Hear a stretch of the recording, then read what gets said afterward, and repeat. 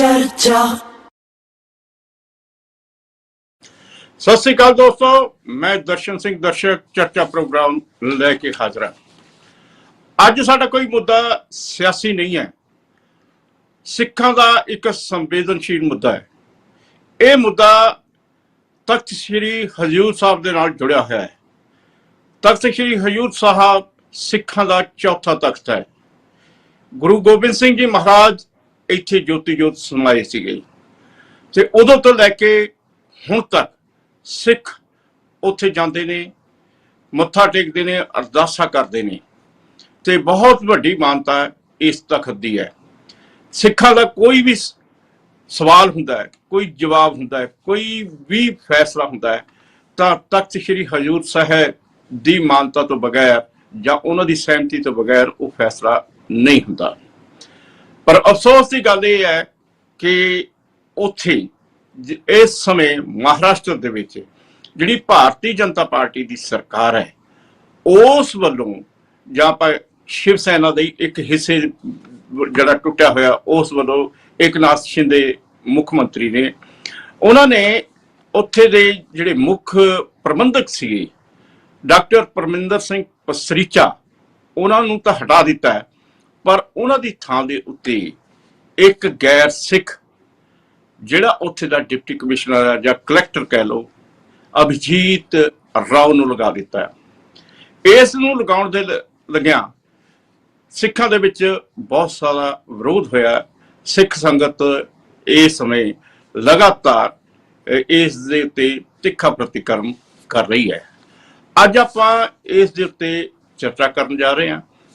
चर्चा करन दे लई साडे विच मौजूद ने सिख बुद्धिजीवी ते घट गिणती कमिशन के साबका चेयरमैन सरदार त्रिलोचन सिंह, सिख चिंतक ते एडवोकेट उपजीत सिंह बराड़, अकाली दल के प्रमुख बुलारे करनैल सिंह भी मौजूद ने। तुहाडा सारिਆਂ ਦਾ स्वागत है। सब तो पहला आपां त्रिलोचन सिंह जी कोलों प्रतिक्रम लैंदे आ जिहड़े कि इस समय साडे नाल ऑनलाइन जुड़े हुए ने। त्रिलोचन सिंह जी, तुसीं इस संबंध विच एक ईमेल भी कीती है जो महाराष्ट्र सरकार ने इस कीता है उत्थे जिहड़ा मुख प्रबंधक गैर सिख लगाया, उहदे बारे तुसीं की कहना चाहोगे? मैं कल अखबार विच पढ़िया सी कि महाराष्ट्र सरकार ने हजूर साहब तख्त नंदेड़ के जिहड़े पहले प्रधान सन पसरीचा साहब जिहड़े वे कि पहला डीजी पुरुष रहे और इस तो पहला भी जदों हजूर साहब 300 साल मनाया उदों भी प्रधान रहे, उन्होंने हटा के जिहड़ा लोकल डीसी जिन्होंने कलैक्टर कहंदे ने उन्होंने एडमिनिस्ट्रेटर लाता है। जी जी। सो ये बहुत गलत गल है कि जे किसी तख्त का कोई सरकार कोई होवे किसी पार्टी की वो कंट्रोल आप लैके ते अपने डिप्टी कमिश्नर नूं कंट्रोल दे देवे, ये सिख रहत मर्यादा दे उल्ट है बिल्कुल। कल जे आपां इस सोचीए कल SGPC कल जी तुहाडी टर्म पूरी हो गई असीं तोड़ के जिहड़ा DC अमृतसर उन्होंने कंट्रोल दे देने, ये कल पटना साहब रोज झगड़ा होंदा पार्टियां दा वो दे देने।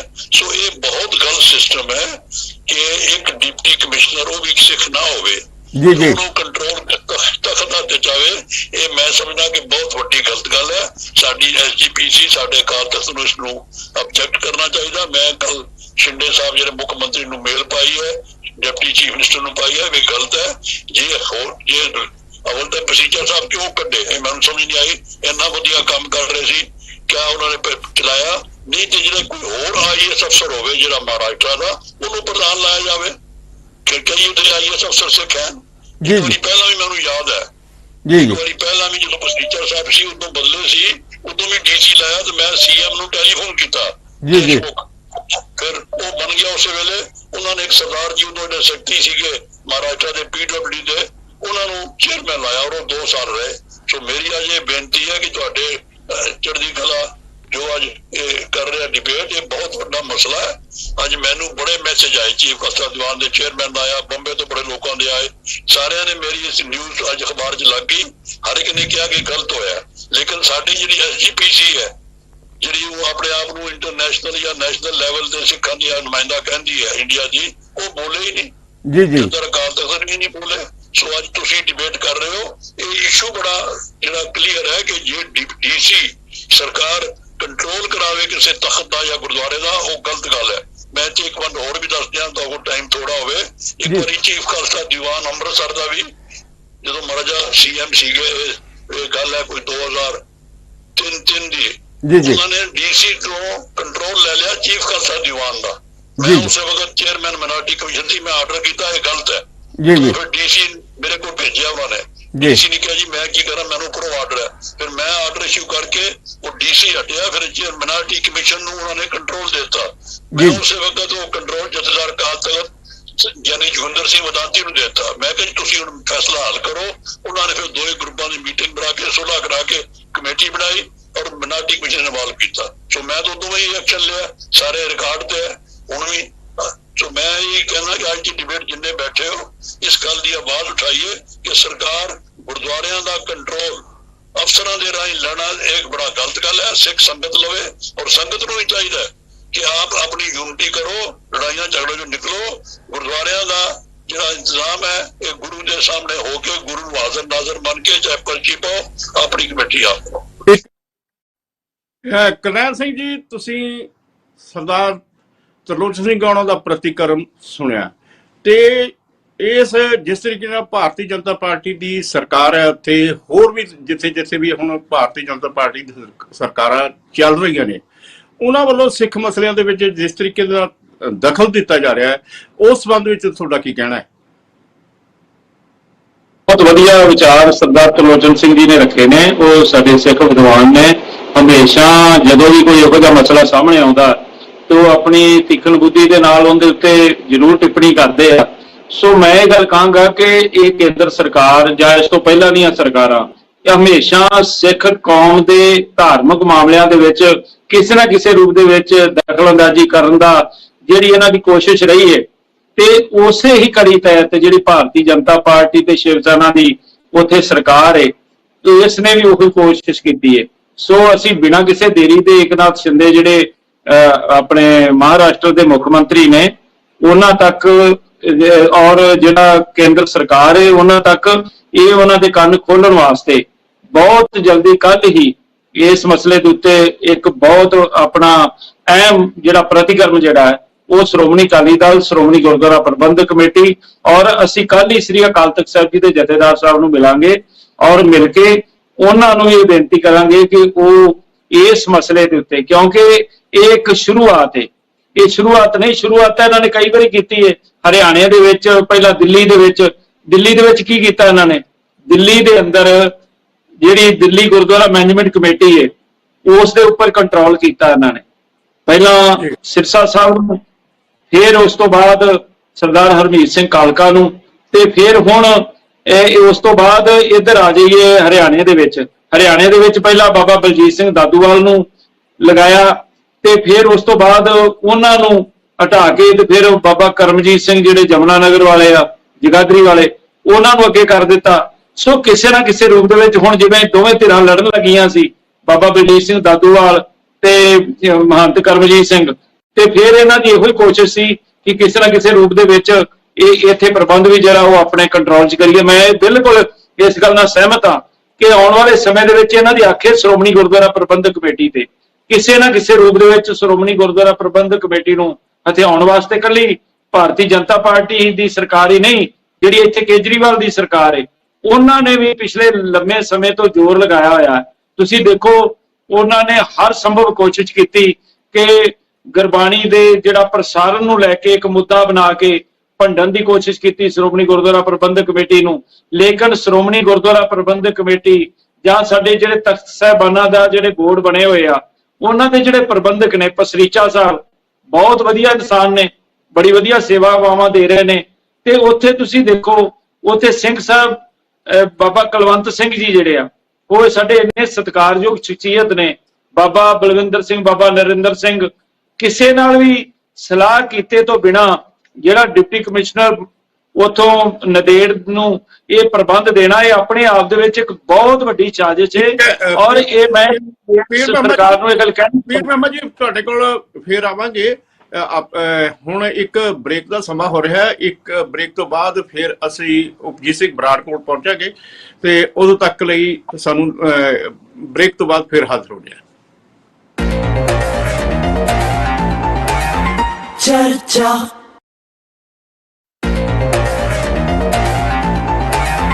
चर्चा ਬ੍ਰੇਕ ਤੋਂ ਬਾਅਦ ਫਿਰ ਹਾਜ਼ਰ ਹੋਣੇ ਆ। ਪੀਰ ਮੁਹੰਮਦ ਜੀ ਗੱਲ ਕਰ ਰਹੇ ਸੀਗੇ ਕਿ ਇੱਕ ਪਾਸੇ ਭਾਰਤੀ ਜਨਤਾ ਪਾਰਟੀ ਸਿੱਖ ਮਸਲਿਆਂ ਦੇ ਵਿੱਚ ਦਖਲ ਦੇ ਰਹੀ ਹੈ, ਦੂਜੇ ਪਾਸੇ ਪੰਜਾਬ ਦੇ ਵਿੱਚ ਵੀ ਇਹੀ ਕੁਝ ਚੱਲ ਰਿਹਾ ਜਿੱਥੇ ਮੌਜੂਦਾ ਸਰਕਾਰ ਭਗਵੰਤ ਮਾਨ ਸਰਕਾਰ ਵੱਲੋਂ ਵੀ ਲਗਾਤਾਰ ਸਿੱਖ ਮਸਲਿਆਂ ਦੇ ਵਿੱਚ ਦਖਲ ਦਿੱਤਾ ਜਾ ਰਿਹਾ ਹੈ।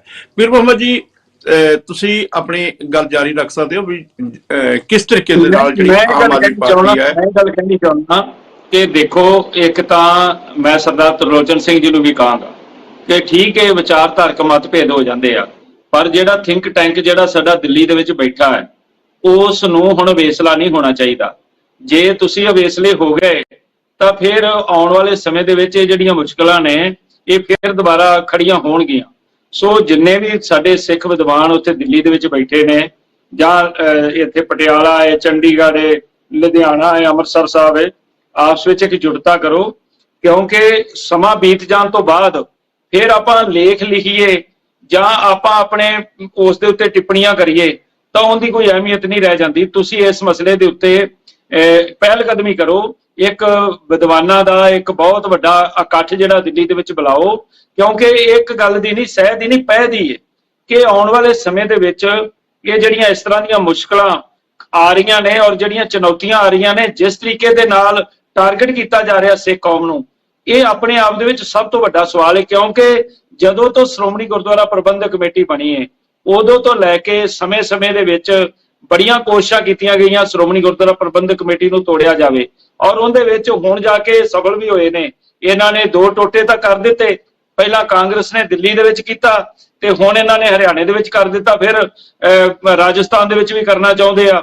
ਅਲੱਗ-ਅਲੱਗ ਥਾਵਾਂ ਦੇ ਵਿੱਚ ਇਹ ਜਿਹੜੀ ਇਹਨਾਂ ਦੀ ਕੋਸ਼ਿਸ਼ ਹੈ, ਇਸ ਨਾਪਾਕ ਇਰਾਦਿਆਂ ਨੂੰ ਖਤਮ ਕਰਨ ਵਾਸਤੇ ਸਾਨੂੰ ਸਾਰਿਆਂ ਨੂੰ ਇਕਜੁੱਟ ਹੋਣਾ ਪਵੇਗਾ। ਠੀਕ ਹੈ ਕਿ ਅਸੀਂ ਸਾਡੇ ਸ਼੍ਰੋਮਣੀ ਅਕਾਲੀ ਦਲ ਦੇ ਨਾਲ ਜਿਹੜੇ ਆਪਣੇ ਅਲੱਗ-ਅਲੱਗ ਵਿਦਵਾਨ ਨੇ ਉਹਨਾਂ ਦੇ ਵਿਚਾਰ ਜਾਂ ਮਤਭੇਦ ਜਿਹੜੇ ਹੋ ਸਕਦੇ ਨੇ, ਪਰ ਜਿਹੜਾ ਕੌਮੀ ਮਸਲਾ ਹੈ, ਸਿੱਖ ਕੌਮ ਦਾ ਇੱਕ ਸਾਂਝਾ ਮਸਲਾ ਹੈ ਕਿ ਸਾਡੇ ਗੁਰਧਾਮਾਂ ਦੀ ਆਜ਼ਾਦੀ ਔਰ ਸਿੱਖੀ ਸਰੂਪ ਵਾਲੇ ਜਿਹੜੇ ਚਿਹਰੇ ਮੋਹਰੇ ਨੇ ਔਰ ਜਿਹੜੇ ਗੁਰਮਰਜ਼ਾਦਾ ਮੁਤਾਬਕ ਜਿਹੜੇ ਪ੍ਰਬੰਧਾਂ ਨੂੰ ਚਲਾ ਸਕਣ, ਉਹਨਾਂ ਦੇ ਹੱਥਾਂ ਦੇ ਵਿੱਚ ਹੀ ਇਹ ਵਾਗਡੋਰ ਰਹਿਣੀ ਚਾਹੀਦੀ ਹੈ। ਉਸ ਲਈ ਜਿੰਨੇ ਵੀ ਉਪਜੀਤ ਸਿੰਘ ਬਰਾੜ ਜੀ ਨੂੰ, ਮੈਂ ਇਹਨਾਂ ਨੂੰ ਵੀ ਬੇਨਤੀ ਕਰਾਂਗਾ, ਜਿੰਨੇ ਵੀ ਹੋਰ ਨੇ ਸਾਨੂੰ ਸਾਰਿਆਂ ਨੂੰ ਇਕਜੁੱਟ ਹੋਣਾ ਪਵੇਗਾ ਇਸ ਮਸਲੇ ਤੇ। ਠੀਕ ਹੈ ਬਰਾੜ ਸਾਹਿਬ, ਤੁਸੀਂ ਸਰਦਾਰ ਤਰਲੋਚਨ ਸਿੰਘ ਉਹਨਾਂ ਦੀ ਵੀ ਗੱਲਬਾਤ ਸੁਣੀ ਹੈ ਤੇ ਪੀਰ ਮੁਹੰਮਦ ਜੀ ਦੀ ਵੀ ਗੱਲਬਾਤ ਸੁਣੀ ਹੈ, ਤੇ ਇਹ ਜੋ ਕੁਝ ਵੀ ਦਖਲ ਅੰਦਾਜ਼ੀ ਹੋ ਰਹੀ ਹੈ ਇਹ ਜਾਣਬੁੱਝ ਕੇ ਕਿਸੇ ਸਾਜ਼ਿਸ਼ ਦੇ ਅਧੀਨ ਹੋ ਰਹੀ ਹੈ ਕਿ ਅਣਜਾਣਪੁਣੇ ਦੇ ਵਿੱਚ ਹੋ ਰਿਹਾ ਹੈ? ਦਰਸ਼ਕ ਜੀ, ਸਰਦਾਰ ਤਰਲੋਚਨ ਸਿੰਘ ਅਤੇ ਸਰਦਾਰ ਕਰਨੈਲ ਸਿੰਘ ਪੀਰ ਮੁਹੰਮਦ ਦੀਆਂ ਗੱਲਾਂ ਤੋਂ ਪੰਥ ਦਾ ਦਰਦ ਸ਼ਰੇਆਮ ਝਲਕ ਰਿਹਾ ਹੈ। ਇਹ ਦਿਖ ਰਿਹਾ ਹੈ ਜੋ ਅੱਜ ਸਿੱਖਾਂ ਦੇ ਨਾਲ ਇਸ ਦੇਸ਼ ਦੇ ਵਿੱਚ ਹੋ ਰਿਹਾ ਹੈ, ਉਹਨਾਂ ਦੇ ਕਹਿਣ ਤੋਂ ਹੀ ਸਪਸ਼ਟ ਹੋ ਜਾਂਦਾ ਹੈ। ਤੇ ਇਹ ਗੱਲ ਬਿਲਕੁਲ ਜਿਵੇਂ ਕਰਨੈਲ ਸਿੰਘ ਪੀਰ ਮੁਹੰਮਦ ਹੋਣੀ ਕਹਿ ਰਹੇ ਸੀਗੇ ਵੀ ਇਹ ਸਿੱਖਾਂ ਤੇ ਕੋਈ ਪਹਿਲਾ ਹਮਲਾ ਨਹੀਂ ਹੈ। ਇਹ 1947 ਤੋਂ ਇਸ ਦੇਸ਼ ਨੂੰ ਆਜ਼ਾਦ ਕਰਾਉਣ, ਜਿੱਥੇ ਕਿ 85% ਕੁਰਬਾਨੀਆਂ ਸਿੱਖਾਂ ਦੀਆਂ ਹੋਈਆਂ ਤੇ 121 ਦੇ ਵਿੱਚੋਂ ਜਿਹੜੇ 91 ਸਿੱਖ ਸਿਰਾਂ ਜਿਹੜੇ ਸਿੱਖਾਂ ਨੇ ਦਏ, ਤੇ ਉਸ ਦੇਸ਼ ਦੇ ਵਿੱਚ ਜਿਹੜਾ ਗ੍ਰਹਿ ਮੰਤਰੀ ਨੇ 1948 ਚ ਹੀ ਚਿੱਠੀ ਕੱਢਤੀ ਸੀ, ਸਿੱਖ ਇੱਕ ਜਰਾਇਮ ਪੇਸ਼ਾ ਕੌਮ ਹੈ ਤੇ ਨਿਗਾਹ ਰੱਖਣ ਦੀ ਲੋੜ ਆ। ਸੋ ਇਹ ਘਟਨਾਵਾਂ 1955 1984 ਤੋਂ ਲਾ ਲਓ ਕੋਈਓ ਨਹੀਂ, ਇਹ ਬਿਲਕੁਲ ਇੱਕ ਸੋਚੀ ਸਮਝੀ ਨੀਤੀ ਦੇ ਤਹਿਤ ਹੋ ਰਿਹਾ ਹੈ।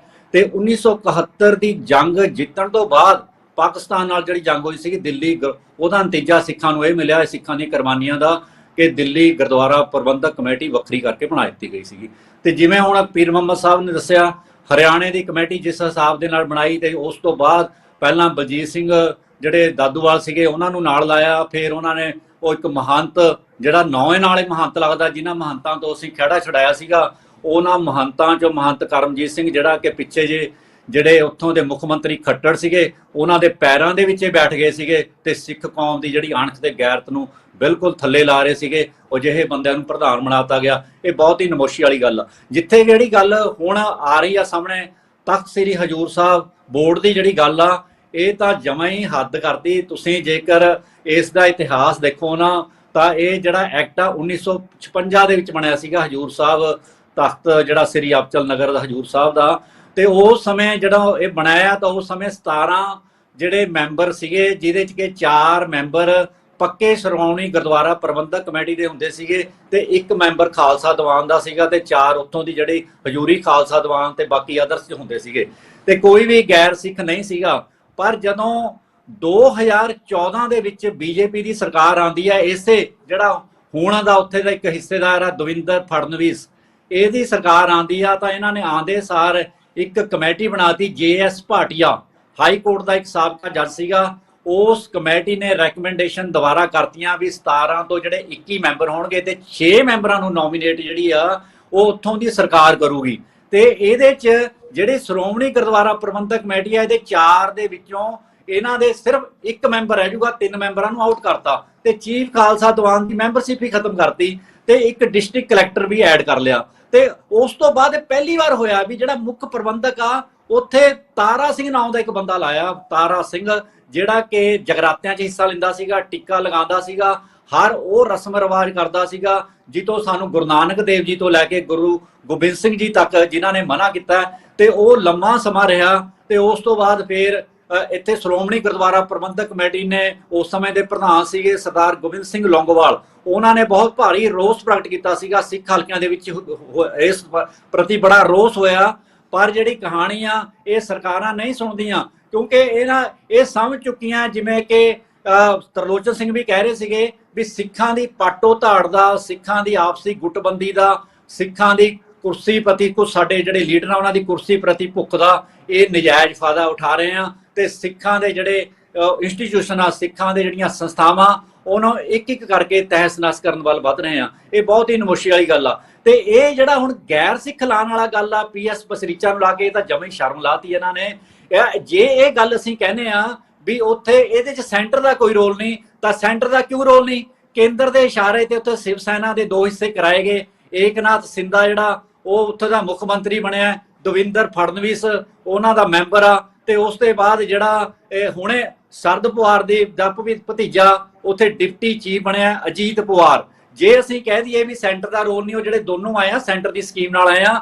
ਤੇ ਉੱਥੇ ਲਗਾਤਾਰ ਦਵਿੰਦਰ ਫੜਨਵੀਸ ਨੇ ਜਦੋਂ ਆਪਣੀ ਹੋਂਦ ਦੇ ਵਿੱਚ ਆਇਆ, ਉੱਥੇ ਹਜੂਰ ਸਾਹਿਬ ਅਬਚਲ ਨਗਰ ਦੇ ਜਿਹੜਾ ਬੋਰਡ ਆ ਸਿੱਖਾਂ ਦਾ, ਉਹਨੂੰ ਕਮਜ਼ੋਰ ਕਰਨ ਦੀ ਕੋਸ਼ਿਸ਼ ਕਰ ਰਹੀ ਆ। ਉਸ ਸਮੇਂ ਜਦੋਂ ਪਹਿਲਾ ਰੌਲਾ ਪਿਆ ਸੀਗਾ, ਉੱਥੋਂ ਦੇ 5 ਪਿਆਰਿਆਂ ਨੇ ਪੁਰਜੋਰ ਵਿਰੋਧਤਾ ਵੀ ਕੀਤੀ ਸੀਗੀ ਇਸ ਗੱਲ ਦੀ। ਪਰ ਜਿਹੜੀ ਇਹ ਸਿਸਟਮ ਆ ਨਾ, ਲਗਾਤਾਰ ਜਦੋਂ ਤੱਕ ਕਰਨੈਲ ਸਿੰਘ ਪੀਰ ਮੁਹੰਮਦ ਬਿਲਕੁਲ ਸਹੀ ਕਹਿ ਰਹੇ ਆ, ਸਾਰੇ ਸਿੱਖ ਆਪਣੇ ਮਤਭੇਦ ਭੁਲਾ ਕੇ ਇਕੱਠੇ ਹੋ ਕੇ ਇੱਕ ਜ਼ੋਰਦਾਰ ਇੱਕ ਲਹਿਰ ਨਹੀਂ ਚਲਾਉਂਦੇ ਤਾਂ ਇਹਨਾਂ ਨੂੰ ਮੂੰਹ ਤੋੜ ਜਵਾਬ ਨਹੀਂ ਦਿੰਦੇ। ਚਾਹੇ ਕੋਈ ਸਰਕਾਰ ਹੋਵੇ, ਚਾਹੇ ਕਾਂਗਰਸ ਦੀ ਹੋਵੇ, ਚਾਹੇ BJP ਹੋਵੇ, ਚਾਹੇ ਇੱਥੇ ਜਿਵੇਂ ਹੁਣ ਆਪ ਵਾਲੇ ਇੱਥੇ ਲੱਗੇ ਸੀ ਕਰਨ, ਕੋਈ ਹੋਵੇ, ਐਨੀਵਨ, ਇਹ ਸਾਨੂੰ ਇਕੱਠੇ ਹੋਣਾ ਪੈਣਾ ਹੈ। ਸਿੱਖਾਂ ਨੂੰ ਇਸ ਸਮੇਂ ਸਭ ਤੋਂ ਜ਼ਿਆਦਾ ਏਕਤਾ ਦੀ ਲੋੜ ਆ ਤੇ ਸਿੱਖਾਂ ਨੂੰ ਉਹ ਲੀਡਰਾਂ ਦੀ ਲੋੜ ਆ ਜਿਹੜੇ ਪੂਰੀ ਦ੍ਰਿੜਤਾ ਦੇ ਨਾਲ ਸਿੱਖ ਕੌਮ ਦੀ ਅਗਵਾਈ ਕਰ ਸਕਣ, ਨਾ ਕਿ ਕੇਵਲ ਕੁਰਸੀ ਦੀ ਗੱਲ ਕਰ ਸਕਣ। ਇਹ ਸਾਨੂੰ ਸਾਰਾ ਦੇਖਣਾ ਪਊਗਾ ਤੇ ਇਸ ਮੌਜੂਦਾ ਸਥਿਤੀ ਨੂੰ ਨੱਥ ਪਾਉਣ ਦੇ ਲਈ, ਜਿਵੇਂ ਕਰਨੈਲ ਸਿੰਘ ਪੀਰ ਮੁਹੰਮਦ ਜੀ ਕਹਿ ਰਹੇ ਆ ਵੀ ਅਸੀਂ ਕਰ ਰਹੇ ਆ, ਇਹ ਤੁਰੰਤ ਇਹਨਾਂ ਨੂੰ ਬੜੀ ਐਮਰਜੈਂਸੀ ਮੀਟਿੰਗ ਕਰਨੀ ਚਾਹੀਦੀ ਆ।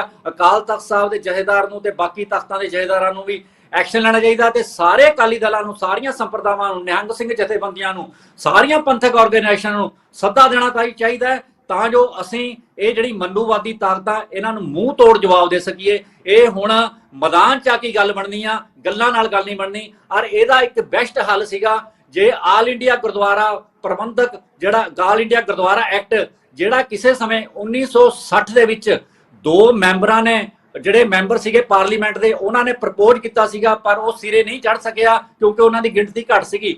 ਉਸ ਤੋਂ ਬਾਅਦ ਇਹੀ ਆਲ ਇੰਡੀਆ ਗੁਰਦੁਆਰਾ ਐਕਟ ਜਿਹੜਾ ਬਾਰੇ ਜਦੋਂ ਜਨਤਾ ਦਲ ਦੀ ਸਰਕਾਰ ਬਣੀ ਤਾਂ ਉੱਥੇ ਦੁਬਾਰਾ ਫੇਰ ਆਇਆ ਤੇ 1979 ਦੇ ਵਿੱਚ ਉਹ ਸਰਕਾਰ ਟੁੱਟਣ ਕਰਕੇ ਇਹ ਰਹਿ ਗਿਆ ਸੀਗਾ।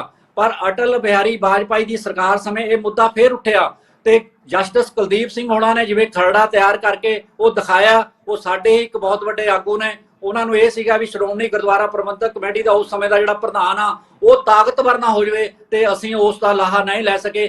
ਅੱਜ ਸਾਨੂੰ ਆਪਣੇ ਜਿਹੜੇ ਆਪਣੀਆਂ ਜਿਹੜੀਆਂ ਖਾਹਿਸ਼ਾਂ ਛੱਡ ਕੇ ਹੁਣ ਅੱਗੇ ਆਉਣ ਦੀ ਲੋੜ ਆ। ਆਪਣੀਆਂ ਖਾਹਿਸ਼ਾਂ ਛੱਡ ਕੇ ਕੇਵਲ ਪੁਰਾਣੇ ਸਿੱਖਾਂ ਵਾਂਗੂ ਸਿੱਖ ਕੌਮ ਦੇ ਸਿਧਾਂਤਾਂ ਤੇ ਪਹਿਰਾ ਦੇਣ ਦੀ ਲੋੜ ਆ। ਤੇ ਮੈਂ ਬੀਜੇਪੀ ਦੀ ਸਰਕਾਰ ਨੂੰ ਇਹ ਕਹਿ ਦੇਣਾ ਚਾਹੁੰਦਾ ਵੀ ਤੁਹਾਨੂੰ ਸ਼ਰਮ ਆਣੀ ਚਾਹੀਦੀ ਆ। ਜਿਸ ਸਿੱਖ ਕੌਮ ਨੇ ਤੁਹਾਡੇ ਲਈ, ਸਾਡੇ ਗੁਰੂ ਨੇ ਦਿੱਲੀ ਦੇ ਵੀ ਸੀਸ ਕਟਾਇਆ ਹੋਵੇ, 85% ਕੁਰਬਾਨੀਆਂ ਦਿੱਤੀਆਂ ਹੋਵੇ, ਤੁਹਾਨੂੰ ਰਾਜਗੱਦੀ ਤੇ ਬਿਠਾਇਆ ਹੋਵੇ, ਤੇ 1977 ਦੇ ਵਿੱਚ ਸਾਡੇ ਸਿੱਖਾਂ ਨੇ ਐਮਰਜੈਂਸੀ ਦੇ ਖਿਲਾਫ ਮੋਰਚਾ ਲਾ ਕੇ ਤੁਹਾਨੂੰ ਤਾਕਤ ਬਖਸ਼ਾਈ ਹੋਵੇ, ਅੱਜ ਤੁਸੀਂ ਉਹਨਾਂ ਸਿੱਖਾਂ ਦੇ ਗੁਰਦੁਆਰਿਆਂ ਦੇ ਵਿੱਚ ਦਖਲਅੰਦਾਜ਼ੀ ਕਰ ਰਹੇ ਹੋ। ਠੀਕ ਹੈ, ਸ਼ਰਮ ਤੇ ਕੰਮ ਕਰੋ। ਬਰਾੜ ਸਾਹਿਬ, ਉਂਝ ਤਾਂ ਅਸੀਂ ਦੇਖ ਰਹੇ ਹਾਂ ਕਿ ਜਿਹੜੀ ਭਾਰਤੀ ਜਨਤਾ ਪਾਰਟੀ ਹੈ ਉਹ ਸਾਰੇ ਹੀ ਹਿੰਦੁਸਤਾਨ ਦੇ ਵਿੱਚ ਇਹ ਪ੍ਰਭਾਵ ਦੇਣ ਦੀ ਕੋਸ਼ਿਸ਼ ਕਰਦੀ ਹੈ ਕਿ ਉਹ ਖਾਸ ਤੌਰ ਤੇ ਘੱਟ ਗਿਣਤੀਆਂ ਵਿੱਚੋਂ ਸਿੱਖ ਭਾਈਚਾਰੇ ਦੀ ਬਹੁਤ ਹੀ ਜ਼ਿਆਦਾ ਹਮਦਰਦ ਹੈ। ਕਦੇ ਉਹ 1984 ਦੇ ਕਤਲੇਆਮ ਜਾਂ ਨਸਲਕੁਸ਼ੀ ਦੀ ਗੱਲ ਕਰਦੀ ਹੈ ਵੀ ਅਸੀਂ ਸਜ਼ਾ ਦਿਵਾ ਰਹੇ ਹਾਂ, ਪਰ ਅਸੀਂ ਇਹ ਵੀ ਦੇਖ ਰਹੇ ਹਾਂ ਉਸ ਵੱਲੋਂ ਲਗਾਤਾਰ ਇਹ ਕੋਸ਼ਿਸ਼ਾਂ ਨੇ ਕਿ ਜਿਹੜੇ ਗੁਰਦੁਆਰਿਆਂ ਦੇ ਪ੍ਰਬੰਧ ਨੇ ਉਸ ਦੇ ਵਿੱਚ ਕਿਸੇ ਨਾ ਕਿਸੇ ਤਰੀਕੇ ਨਾਲ ਭਾਜਪਾ ਦਾ ਦਖਲ ਹੋ ਜਾਵੇ। ਇਸ ਸੰਬੰਧ 'ਚ ਇੱਕ ਵਾਰੀ ਫੇਰ ਆਪਾਂ ਤਰਲੋਚਨ ਸਿੰਘ ਜੀ ਨੂੰ ਪੁੱਛਦੇ ਹਾਂ ਕਿ ਇਹ ਭਾਰਤੀ ਜਨਤਾ ਪਾਰਟੀ ਦਾ ਦਖਲ ਹੈ। ਮੈਂ ਪੋਲੀਟੀਕਲ ਗੱਲ ਨਹੀਂ ਕਰਨਾ ਚਾਹੁੰਦਾ ਇਸ ਵੇਲੇ। ਜੀ ਕੋਈ ਸਰਕਾਰ ਹੋਵੇ, ਮੈਂ ਬੜਾ ਜਿਹੜੀ ਮਹਾਰਾਸ਼ਟਰ ਸਰਕਾਰ ਹੈ, 3-4 ਪਾਰਟੀਆਂ ਇਕੱਠੀਆਂ। ਜੀ ਮੇਰਾ ਮਤਲਬ ਗੱਲ ਬੜੀ ਗਲਤ ਹੈ। ਮੈਂ ਇਹ ਸ਼ੋਅ ਲੈਣਾ ਚਾਹੁੰਦਾ ਵੀ ਜੋ ਮੈਂ ਤੁਹਾਨੂੰ ਪਹਿਲਾਂ ਜੋ ਵਿਚਾਰਾਂ ਦਿੱਤੀਆਂ ਉਦੋਂ ਬੀਜੇਪੀ ਸਰਕਾਰ ਨਹੀਂ ਸੀ। ਮਹਾਰਾਜਾ ਸਰਕਾਰ ਸੀ, ਇੱਕ ਪਹਿਲਾਂ ਕਾਂਗਰਸ ਸਰਕਾਰ ਸੀ। ਮੇਰਾ ਮਤਲਬ ਸਰਕਾਰੀ ਦਖਲ ਗੁਰਦੁਆਰੇ ਵਿੱਚ ਇਸ ਤਰ੍ਹਾਂ ਦਾ, ਮੈਂ ਉਸ ਦੇ ਖਿਲਾਫ। ਸਾਨੂੰ ਸਿੱਖਾਂ ਨੂੰ ਆਪ ਗੁਰੂ ਮਹਾਰਾਜ ਸਮਤ ਬਖਸ਼ੇ ਕਿ ਅਸੀਂ ਆਪਣੀਆਂ ਲੜਾਈਆਂ ਕਿਉਂ ਕਰਦੇ ਆ। ਮੇਰੀ ਗੱਲ ਸਿੱਧੀ ਹੈ ਕਿ ਲੜਾਈ ਗੁਰਦੁਆਰਾ ਇਲੈਕਸ਼ਨਾਂ ਜੋ ਗਰੁੱਪਬਾਜ਼ੀ ਝਗੜੇ ਹੁੰਦੇ ਨੇ ਇਹ ਸਾਰਾ ਉਹਦਾ ਨਤੀਜਾ ਹੈ। ਬੜੀ ਸਿੱਧੀ ਹੈ ਕਿ ਅਸੀਂ ਗੁਰਦੁਆਰਿਆਂ ਦੀ ਇਲੈਕਸ਼ਨਾਂ ਨੇ ਸਾਨੂੰ ਮਾਰ ਰੱਖੀ। ਚਰਚ ਦੀ ਇਲੈਕਸ਼ਨ ਹੈ, ਨਾ ਮਸਜਿਦ ਦੀ ਇਲੈਕਸ਼ਨ ਹੈ, ਨਾ ਮੰਦਿਰ ਦੀ ਇਲੈਕਸ਼ਨ ਹੈ। ਅਸੀਂ ਇਲੈਕਸ਼ਨਾਂ 'ਚ ਬੜੇ ਪਏ। ਜੀ ਤੇ ਇਸ ਸੰਬੰਧ ਵਿੱਚ ਠੀਕ ਹੈ ਜੀ। ਇਸ ਹੁਣ ਤਰਲੋਚਨ ਸਿੰਘ ਜੀ ਇਹ ਤਾਂ ਕਹਿਣਾ ਨਹੀਂ ਚਾਹੁੰਦੇ ਹੈਗੇ ਕਿ ਭਾਰਤੀ ਜਨਤਾ ਪਾਰਟੀ ਦਾ ਦਖਲ ਚੱਲ ਰਿਹਾ ਹੈ। ਖੈਰ, ਪਰ ਉਹ ਇਹ ਵੀ ਕਹਿ ਰਿਹਾ ਹੈ ਕਿ ਸਮੇਂ-ਸਮੇਂ ਤੇ ਜਿਹੜੀਆਂ ਵੀ ਸਰਕਾਰਾਂ ਰਹੀਆਂ ਨੇ ਉਹਨਾਂ ਨੇ ਦਖਲ ਦੇਣ ਦੀ ਕੋਸ਼ਿਸ਼ ਕੀਤੀ ਹੈ ਤੇ ਸਿੱਖਾਂ ਨੇ ਇਸ ਦਾ ਵਿਰੋਧ ਕੀਤਾ ਹੈ। ਤੇ ਇਸ ਸਮੇਂ ਹੁਣ ਇੱਕ ਬ੍ਰੇਕ ਦਾ ਸਮਾਂ ਹੋ ਰਿਹਾ, ਲੈਂਦੇ ਹਾਂ ਇੱਕ ਬ੍ਰੇਕ ਤੋਂ ਬਾਅਦ ਫਿਰ ਹਾਜ਼ਰ ਹੁੰਦੇ ਹਾਂ। ਸਾਡੀ ਗੱਲਬਾਤ ਸਰਦਾਰ ਤਰਲੋਚਨ ਸਿੰਘ ਉਹਨਾਂ ਨਾਲ ਚੱਲ ਰਹੀ ਸੀਗੀ। ਅਸੀਂ ਉਹਨਾਂ ਤੋਂ ਪੁੱਛਦੇ ਹਾਂ ਕਿ ਇਹ ਜੋ ਕੁਝ ਵੀ ਘਟਨਾਕ੍ਰਮ ਵਾਪਰਿਆ ਹੈ ਇਸ ਸੰਬੰਧ 'ਚ ਤੁਸੀਂ ਕੇਂਦਰ ਸਰਕਾਰ ਨੂੰ ਵੀ ਕੁਝ ਲਿਖੋਗੇ? ਕੱਲ ਦੇਖੋ, ਮੈਂ ਕੱਲ ਮੇਲਾਂ ਪਾਤੀਆਂ, ਮਿnority ਕਮਿਸ਼ਨ ਚੇਅਰਮੈਨ ਨੂੰ ਵੀ ਪਾਤੀ, ਔਰ ਇਹ ਜਿਹੜੇ 2-3 ਹੋਰ ਲੀਡਰ ਜਿਹਨਾਂ ਤੁਸੀਂ ਨਾਂ ਲਏ ਉਹਨਾਂ ਵੀ ਪਾਤੀਆਂ, ਐਨਸੀਪੀਸੀ ਨੂੰ ਪਾਈ, ਜਨਰਲ ਅਕਾਲ ਤਖਤ ਨੂੰ ਪਾਈ। ਅੱਜ ਅਜੀਤ ਅਖਬਾਰ ਮੇਰਾ ਛਪ ਗਿਆ, ਹਰ ਪਾਸੇ ਚਰਚਾ ਹੋ ਰਹੀ ਹੈ। ਕੇਂਦਰ ਸਰਕਾਰ ਦਾ ਕੰਮ ਨਹੀਂ ਹੈ, ਕੰਮ ਮਹਾਰਾਸ਼ਟਰ ਸਰਕਾਰ ਦਾ। ਠੀਕ ਹੈ ਜੀ। ਪੀਰ ਮੁਹੰਮਦ ਜੀ, ਜਿਹੜੀ ਖਾਸ ਤੌਰ ਤੇ ਅੱਜ ਇਸ ਗੱਲ ਦੀ ਬਹੁਤ ਜ਼ਿਆਦਾ ਲੋੜ ਹੈ ਕਿ ਬੇਸ਼ੱਕ ਜਿਹੜੀ ਸਿੱਖ ਜਥੇਬੰਦੀਆਂ ਨੇ ਜਾਂ ਸਿੱਖ ਸਿਆਸਤ ਹੈ ਉਸ ਦੇ ਵਿੱਚ ਮਤਭੇਦ ਚੱਲ ਰਹੇ ਨੇ ਆਪਸੀ ਤੌਰ ਤੇ, ਪਰ ਜਦੋਂ ਹੁਣ ਸਿੱਖ ਕੌਮ ਦੇ ਉੱਤੇ ਭੀੜ ਆ ਰਹੀ ਹੈ ਉਹਦੇ ਵਿੱਚ ਅਸੀਂ ਇਹ ਦੇਖ ਰਹੇ ਹਾਂ ਕਿ ਜਿਵੇਂ ਹੁਣ ਹਰਿਆਣਾ ਦੇ ਵਿੱਚ ਅਲੱਗ ਕਮੇਟੀ ਬਣੀ ਹੈ, ਹੁਣ ਤੁਸੀਂ ਮਹਾਰਾਸ਼ਟਰ ਦੇ ਵਿੱਚ ਸਭ ਕੁਝ ਦੇਖ ਚੁੱਕਾ ਹੈ। ਬਰਾੜ ਸਾਹਿਬ ਨੇ ਬੜੇ ਵਿਸਥਾਰਪੂਰਵਕ ਇਹ ਗੱਲ ਵੀ ਕਹੀ ਹੈ ਤੇ ਇਹ ਜੋ ਕੁਝ ਵੀ ਚੱਲ ਰਿਹਾ ਤੇ ਤਰਲੋਚਨ ਸਿੰਘ ਉਹਨਾਂ ਨੇ ਵੀ ਇਹੀ ਗੱਲ ਕਹੀ ਹੈ ਕਿ ਅਸੀਂ ਜਿਹੜੀਆਂ ਚੋਣਾਂ ਦੇ ਕਾਰਨ ਆਪਸ ਚ ਲੜੀ ਭਿੜੀ ਜਾਂਦੇ ਆ, ਪਰ ਇਹ ਹੈ ਕਿ ਸਿੱਖ ਕੌਮ ਦੇ ਉੱਤੇ ਲਗਾਤਾਰ ਇਹ ਜਿਹੜੇ ਹੈਗੇ ਹਮਲੇ ਹੋ ਰਹੇ ਨੇ। ਇਸ ਸੰਬੰਧ ਵਿੱਚ ਤੁਸੀਂ ਕੀ ਕਹੋਗੇ? ਦੇਖੋ ਦਰਸ਼ਕ ਜੀ, ਮਤਭੇਦ ਤਾਂ ਹਮੇਸ਼ਾ ਚੱਲਦੇ ਰਹਿੰਦੇ ਆ, ਲੇਕਿਨ ਮਨਭੇਦ ਨਹੀਂ ਹੋਣੇ ਚਾਹੀਦੇ। ਜਿਹੜੇ ਸਾਡੀ ਗੁਰੂ ਦੀ ਸਾਨੂੰ ਬਖਸ਼ਿਸ਼ ਮਿਲੀ ਹੈ ਕਿ ਤੁਸੀਂ ਦੇਖੋ, ਇਹ ਸਿੱਖ ਕੌਮ ਲਈ ਇੱਕ ਬੜੀ ਪ੍ਰਾਊਡ ਵਾਲੀ ਗੱਲ ਹੈ ਕਿ ਸਾਡੇ ਕੋਲ ਇੱਕ ਐਸੀ ਸੰਸਥਾ ਹੈ, ਸ਼੍ਰੋਮਣੀ ਗੁਰਦੁਆਰਾ ਪ੍ਰਬੰਧਕ ਕਮੇਟੀ, ਜਿਸ ਦੇ ਮੁਕਾਬਲੇ ਤੁਸੀਂ ਦੂਸਰੇ ਪਾਸੇ ਦੇਖੋ ਕਿ ਜਿਹੜੇ ਹਿੰਦੂ ਮੰਦਿਰ ਨੇ ਜਾਂ ਜਿਹੜੀਆਂ ਆਪਣੇ ਮੁਸਲਮਾਨ ਭਾਈਚਾਰਾ ਹੈ ਜਾਂ ਜਿਹੜੇ ਚਰਚਜ਼ ਨੇ ਉਹਨਾਂ ਦਾ ਜਿਹੜਾ ਪ੍ਰਬੰਧ ਹੈ, ਜਿਸ ਤਰੀਕੇ ਨਾਲ ਹੁਣ ਇਹੋ ਹੀ ਤਾਂ ਗੱਲ ਹੈ। ਇਹ ਇੱਕ ਸਾਰ ਕਰਨ ਦੀ ਜਿਹੜੀ ਇਹਨਾਂ ਦੀ ਇੱਕ ਕੋਸ਼ਿਸ਼ ਹੈ ਬੀਜੇਪੀ ਦੀ ਸਰਕਾਰ ਦੀ, ਇਹ ਸਭ ਤੋਂ ਖਤਰਨਾਕ ਹੈ। ਯੂਨੀਫਾਰਮ ਸਿਵਲ ਕੋਡ ਐਕਟ ਦੀ ਜਿਹੜੀ ਆਪਾਂ ਗੱਲ ਕਰਦੇ ਹਾਂ, ਇਹ ਉਸੇ ਤਹਿਤ ਹੀ ਇਹ ਹੁਣ ਇਹੋ ਹੀ ਸਵਾਲ ਇੱਕ ਬਣਾਉਣਾ ਚਾਹੁੰਦੇ ਜਨਤਾ ਦੇ ਸਾਹਮਣੇ ਕਿ ਵੇਖੋ ਜੀ, ਬਾਕੀ ਵੀ ਬੋਰਡ ਬਣੇ ਹੋਏ ਨੇ ਤੇ ਉਹਨਾਂ ਦੇ ਪ੍ਰਬੰਧਕ ਵੀ ਮਨਮਰਜ਼ੀ ਦੇ ਸਰਕਾਰ ਲਾਉਂਦੀ ਹੈ ਤੇ ਸਿੱਖਾਂ ਨੂੰ ਕੀ ਪ੍ਰੋਬਲਮ? ਸਿੱਖਾਂ ਨੂੰ ਬਹੁਤ ਵੱਡੀ ਪ੍ਰੋਬਲਮ ਹੈ। ਸਾਡੀ ਗੁਰਮਰਜ਼ਾਦਾ ਰਹਿਤ ਮਰਜ਼ਾਦਾ, ਉਸ ਰਹਿਤ ਮਰਜ਼ਾਦਾ ਨੂੰ ਜਿਹੜਾ ਫਾਲੋ ਕਰੇਗਾ ਉਹ ਹੀ ਸ਼੍ਰੋਮਣੀ ਗੁਰਦੁਆਰਾ ਪ੍ਰਬੰਧਕ ਕਮੇਟੀ ਜਾਂ ਕਿਸੇ ਵੀ ਬੋਰਡ ਦਾ ਮੈਂਬਰ ਬਣ ਸਕਦਾ। ਔਰ ਪਿਛਲੇ ਸਮੇਂ ਦੇ ਵਿੱਚ ਜਿਹੜਾ ਸਾਡਾ ਵੇਸਲਾ ਪਾਣੇ ਉਹਨੇ ਸਾਡਾ ਬਹੁਤ ਵੱਡਾ ਨੁਕਸਾਨ ਕੀਤਾ। ਸਰਦਾਰ ਤਰਲੋਚਨ ਸਿੰਘ ਜੀ ਨੇ ਆਪਣੀ ਜ਼ਿੰਮੇਵਾਰੀ ਨਿਭਾਈ ਹੈ, ਈਮੇਲ 'ਚ ਪਾਏ ਨੇ, ਪਰ ਇਸ ਤੋਂ ਅੱਗੇ ਜਾ ਕੇ ਜਿਹੜਾ ਸਭ ਤੋਂ ਵੱਡੀ ਲੋੜ ਹੈਗੀ ਹੈ ਉਹ ਇੱਕ ਜੁਟਤਾ ਦੀ ਹੈ। ਜਿਵੇਂ ਬਰਾੜ ਸਾਹਿਬ ਨੇ ਗੱਲ ਕਹੀ ਕਿ ਆਲ ਇੰਡੀਆ ਗੁਰਦੁਆਰਾ ਐਕਟ, ਮੈਂ ਵੀ ਉਸ ਗੱਲ ਦਾ ਹਾਮੀ ਹਾਂ। ਦੇਖੋ ਕਿ ਆਲ ਇੰਡੀਆ ਗੁਰਦੁਆਰਾ ਐਕਟ ਜਿਹੜਾ ਹੈ ਉਸ ਨੂੰ ਉਹ ਸਮੇਂ ਦੀ ਲੋੜ ਹੈਗੀ ਏ, ਇਸ ਵਿੱਚ ਕੋਈ ਦੋ ਰਾਏ ਨਹੀਂ ਹੈਗੀਆਂ।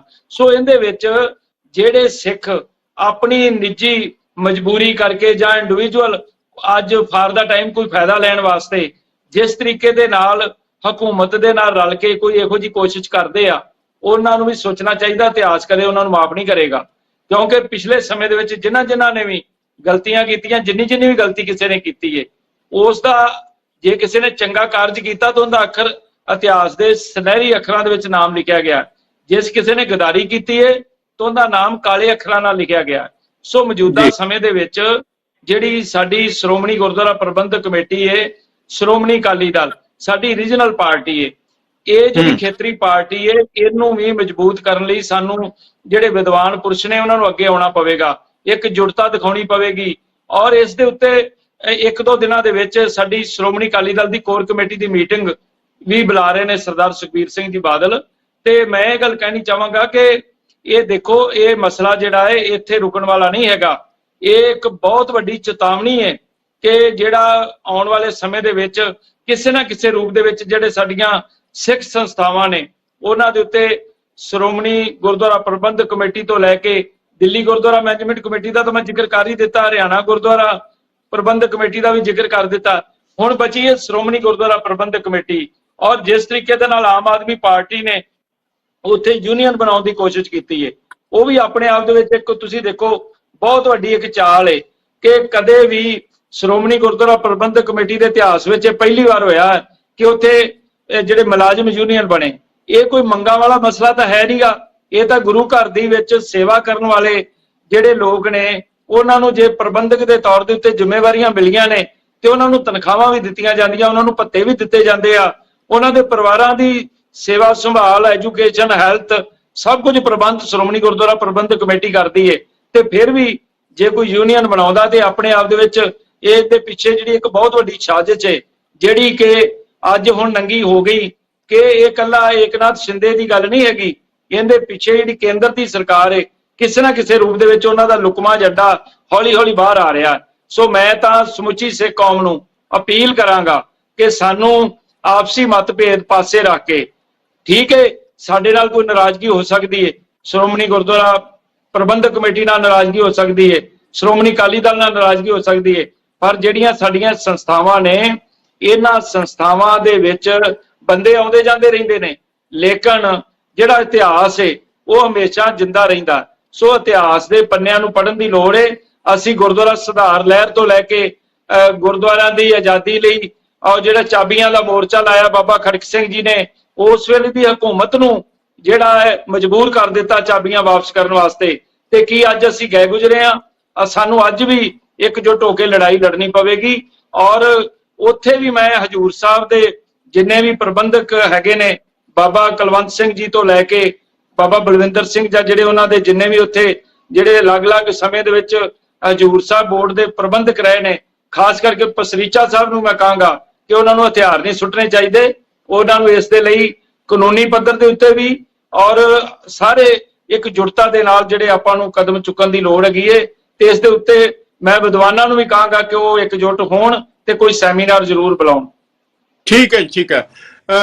ਬਰਾੜ ਸਾਹਿਬ, ਤੁਸੀਂ ਪੀਰ ਮੁਹੰਮਦ ਜੀ ਦੀ ਗੱਲਬਾਤ ਸੁਣੀ ਹੈ ਕਿ ਇਕਜੁੱਟਤਾ ਦੀ ਬਹੁਤ ਜ਼ਿਆਦਾ ਜ਼ਰੂਰ ਹੈ ਤੇ ਇਸ ਸੰਬੰਧ ਵਿੱਚ ਖਾਸ ਤੌਰ ਤੇ ਬੁੱਧੀਜੀਵੀ ਵਰਗ ਹੈ, ਜਿਹੜੇ ਸਿੱਖ ਚਿੰਤਕ ਨੇ, ਉਹਨਾਂ ਨੂੰ ਵੀ ਇਕੱਠੇ ਹੋ ਕੇ ਇੱਕ ਮੰਚ ਦੇ ਉੱਤੇ ਕੋਈ ਸੈਮੀਨਾਰ ਕਰਨੀ ਚਾਹੀਦੀ ਹੈ ਤੇ ਇਹ ਜੋ ਕੁਛ ਸੰਕਟ ਬਣਿਆ ਹੋਇਆ ਹੈ ਸਿੱਖ ਕੌਮ ਦੇ, ਉਸ ਨੂੰ ਉਸ ਦੇ ਹੱਲ ਜਾਂ ਜਿਹੜੀਆਂ ਚੁਣੌਤੀਆਂ ਸਾਹਮਣੇ ਆ ਰਹੀਆਂ ਨੇ ਉਹਨਾਂ ਦੇ ਹੱਲ ਦੇ ਲਈ ਕੀ ਕੁਛ ਕਰਨਾ ਚਾਹੀਦਾ ਹੈ?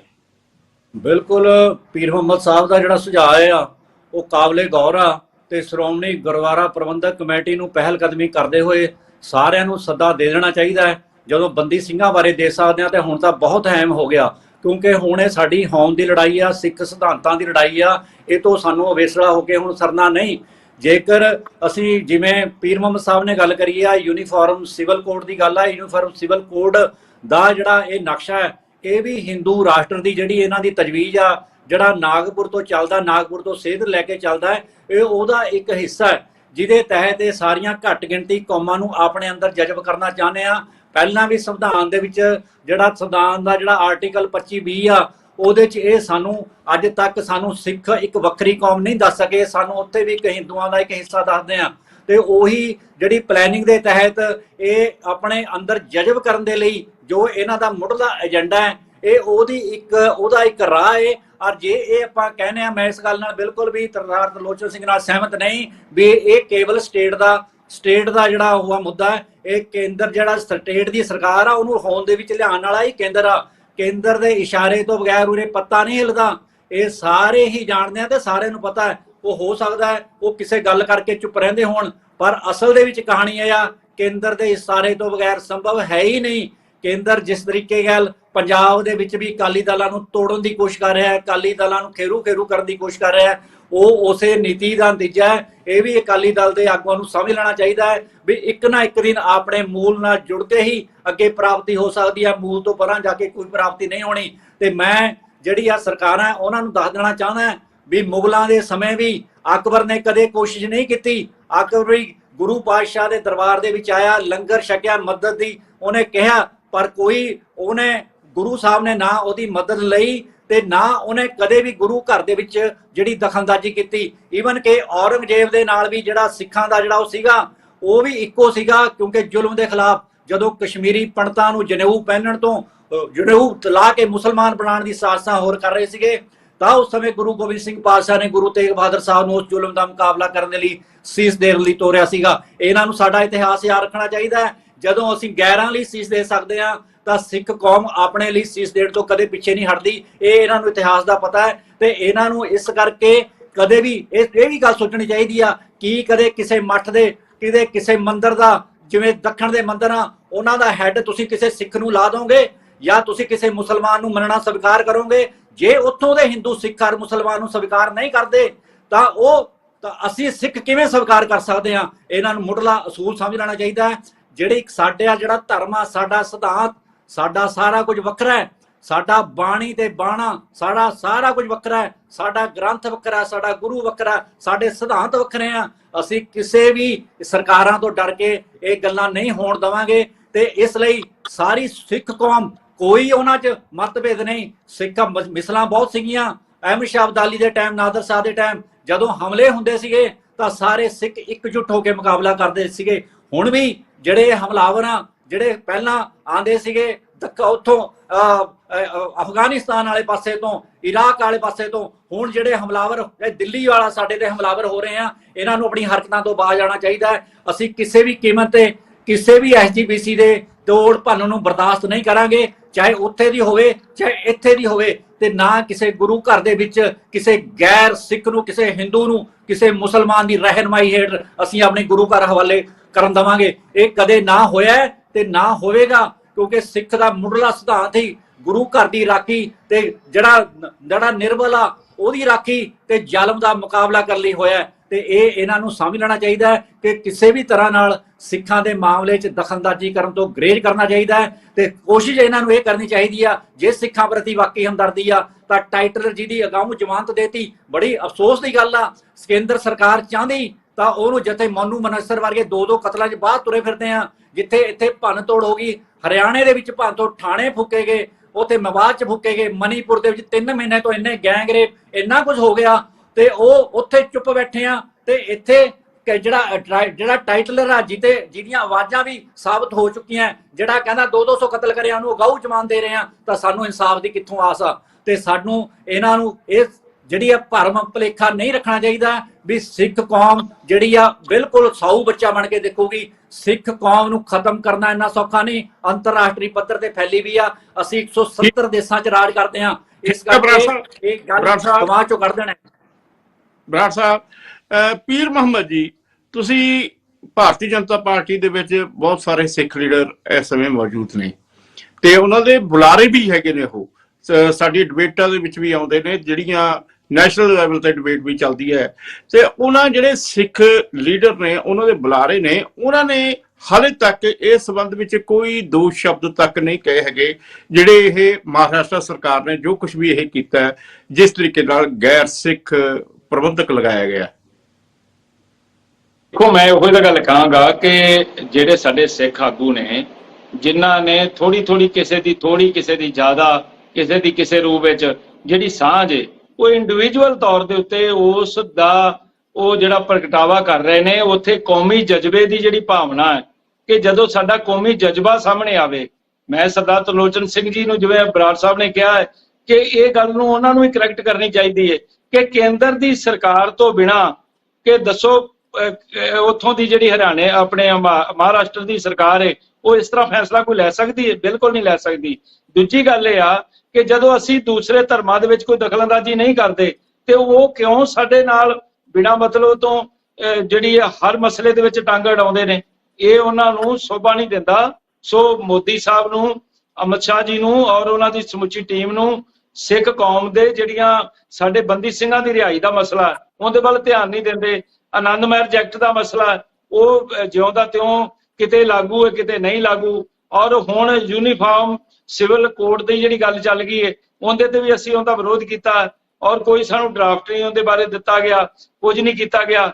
ਔਰ ਇਹ ਜਿਹੜੇ ਮਸਲੇ ਨੇ ਇਹ ਆਪਣੇ ਆਪ ਦੇ ਵਿੱਚ, ਹੁਣ ਤੁਸੀਂ ਦੇਖੋ ਜਗਦੀਸ਼ ਟਾਈਟਲਰ ਨੂੰ ਜੇ ਸੱਜਣ ਕੁਮਾਰ ਜੇਲ੍ਹ ਦੇ ਵਿੱਚ ਜਾ ਸਕਦਾ, ਟਾਈਟਲਰ ਨੂੰ ਅੱਜ ਗਾਂਧੀ ਪਰਿਵਾਰ ਬਚਾ ਰਿਹਾ, ਕਾਂਗਰਸ ਬਚਾ ਰਹੀ ਹੈ। ਤੇ ਮੈਂ ਕਹਾਂਗਾ ਕਿ ਮੌਜੂਦਾ ਕੇਂਦਰੀ ਹਕੂਮਤ ਦੀ ਵੀ ਕੋਸ਼ਿਸ਼ ਹੈ ਕਿ ਇਹਦੇ ਉੱਤੇ ਇੱਕ ਰਾਜਨੀਤੀ ਕੀਤੀ ਜਾਵੇ, ਲਮਕਾਇਆ ਜਾਵੇ। ਸਿੱਖ ਵਾਰ-ਵਾਰ ਮੰਗ ਕਰਨ ਤੇ ਫਿਰ ਜਾ ਕੇ ਆਖੀਏ ਕਿ ਅਸੀਂ ਵੇਖੋ ਜੀ ਕਿੱਡੀ ਵੱਡੀ ਕਾਰਵਾਈ ਕਰ ਦਿੱਤੀ। ਇਹ ਸਾਡੇ ਅੱਲੇ ਜ਼ਖਮ ਨੇ ਜਿਹੜੇ ਰਿਸਦੇ ਪਏ ਨੇ ਔਰ ਪਿਛਲੇ 39-40 ਸਾਲਾਂ ਤੋਂ ਉਹਨਾਂ ਦੇ ਉੱਤੇ ਮਲਮ ਲਾਉਣ ਦੀ ਜਗ੍ਹਾ ਉਹਨਾਂ ਨੂੰ ਖਰੋਦਿਆ ਜਾ ਰਿਹਾ।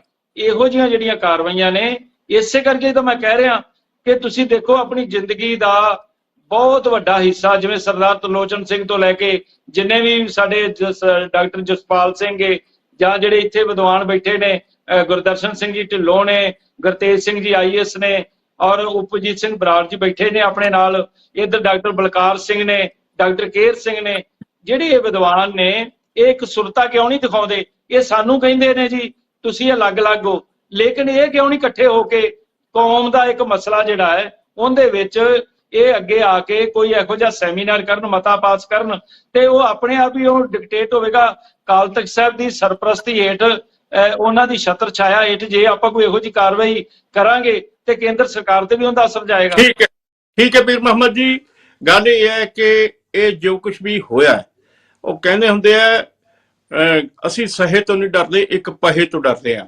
ਪਰ ਇਹ ਪਹੇ ਲਗਾਤਾਰ ਪੈ ਰਹੇ ਨੇ। ਹਰਿਆਣਾ ਦੇ ਵਿੱਚ ਅਲੱਗ ਪ੍ਰਬੰਧਕ ਕਮੇਟੀ ਬਣ ਚੁੱਕੀ ਹੈ। ਦਿੱਲੀ ਦੇ ਵਿੱਚ ਜਿਹੜੀ ਪ੍ਰਬੰਧਕ ਕਮੇਟੀ ਹੈ ਉਹ ਵੀ ਜਿਹੜੀ ਮੌਜੂਦਾ ਪੰਜਾਬ ਦੀ ਗੁਰਦੁਆਰਾ ਪ੍ਰਬੰਧਕ ਕਮੇਟੀ ਹੈ ਉਸ ਤੋਂ ਅਲੱਗ ਸੁਰ ਰੱਖਦੀ ਹੈ। ਇਸ ਤਰੀਕੇ ਦੇ ਨਾਲ ਇਹ ਵੀ ਹੈ ਕਿ ਕੇਂਦਰ ਸਰਕਾਰ ਦੀ ਜਾਂ ਭਾਜਪਾ ਦੀ ਦਖਲਅੰਦਾਜ਼ੀ ਇਹਨਾਂ ਵਿੱਚ ਚੱਲਦੀ ਹੈ। ਪੰਜਾਬ ਦੇ ਵਿੱਚ ਵੀ ਇਹੀ ਕੁਝ ਹੋ ਰਿਹਾ ਹੈ। ਪਰ ਇਹ ਹੈ ਕਿ ਜਿਹੜੀ ਸਿੱਖ ਮਰਿਆਦਾ ਦੀ ਉਲੰਘਣਾ ਹੈ, ਇਸ ਨੂੰ ਸਿੱਖ ਬਿਲਕੁਲ ਬਰਦਾਸ਼ਤ ਨਹੀਂ ਕਰਨਗੇ। ਇਸ ਗੱਲ ਕਰਕੇ ਮਹਾਰਾਸ਼ਟਰ ਸਰਕਾਰ ਨੂੰ ਇੱਕ ਵਾਰ ਫਿਰ ਆਪਣੇ ਫੈਸਲੇ ਦੇ ਉੱਤੇ ਵਿਚਾਰ ਕਰਨੀ ਚਾਹੀਦੀ ਹੈ। ਇਹ ਜੋ ਕੁਝ ਹੋ ਰਿਹਾ ਹੈ ਇਹ ਗਲਤ ਹੈ ਤੇ ਸਿੱਖ ਦੇ ਲਈ ਨੂੰ ਇਹ ਨਾਮਨਜ਼ੂਰ ਹੈ ਕਿ ਇੱਕ ਗੈਰ ਸਿੱਖ ਉੱਥੇ ਦਾ ਪ੍ਰਬੰਧਕ ਹੋਵੇ। ਪੀਰ ਮੁਹੰਮਦ ਜੀ ਤੇ ਨਾਲ ਬਰਾੜ ਸਾਹਿਬ, ਸਰਦਾਰ ਤਰਲੋਚਨ ਸਿੰਘ, ਸਾਰਿਆਂ ਦਾ ਬਹੁਤ-ਬਹੁਤ ਧੰਨਵਾਦ। ਉਹਨਾਂ ਨੇ ਇਸ ਚਰਚਾ ਦੇ ਵਿੱਚ ਹਿੱਸਾ ਲਿਆ। ਇਹ ਬੜਾ ਮੁੱਦਾ ਸੰਵੇਦਨਸ਼ੀਲ ਸੀਗਾ। ਇਸ ਦੇ ਉੱਤੇ ਜਿਹੜੇ ਸਾਡੇ ਦਰਸ਼ਕ ਨੇ ਉਹ ਵੀ ਆਪਣੇ ਵਿਚਾਰ ਰੱਖ ਸਕਦੇ ਨੇ ਤੇ ਕੱਲ ਨੂੰ ਇੱਕ ਹੋਰ ਨਵੇਂ ਮੁੱਦੇ ਨਾਲ ਤੁਹਾਡੇ ਅੱਗੇ ਪੇਸ਼ ਆਵਾਂਗੇ। ਉਦੋਂ ਤੱਕ ਲਈ ਮੈਨੂੰ ਦੇ ਆਗਿਆ। ਸਤਿ ਸ੍ਰੀ ਅਕਾਲ। ਚਰਚਾ।